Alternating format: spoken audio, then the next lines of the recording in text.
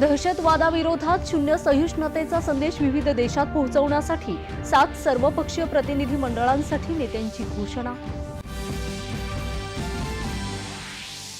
Operation सिंदूरबाबत पाकिस्तानची कबुली। भारताच्या क्षेपणास्त्रांनी नूर खान हवाई तळासह इतर ठिकाणे उद्ध्वस्त केल्याचं खुद्द पंतप्रधान शहबाज शरीफ यांनी केलं मान्य।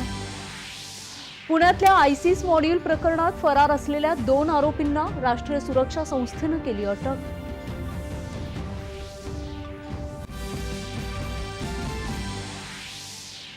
देशातल्या आधार प्रमाणित व्यवहारांच्या एकूण संख्येनं ओलांडला 150 अब्जांचा टप्पा।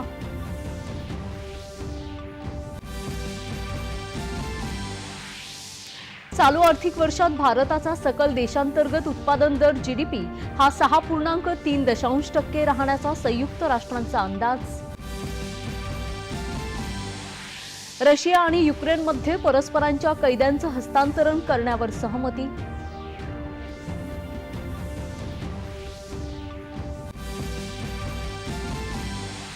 वानखेडे स्टेडियमवर रोहित शर्मा, अजित वाडेकर आणि शरद पवार यांच्या नावाच्या स्टँडचं मुख्यमंत्री आणि शरद पवार यांच्या उपस्थितीत उद्घाटन। नीरज चोप्रानं रचला इतिहास। दोहा डायमंड लीगमध्ये 90 मीटरचा टप्पा केला पार।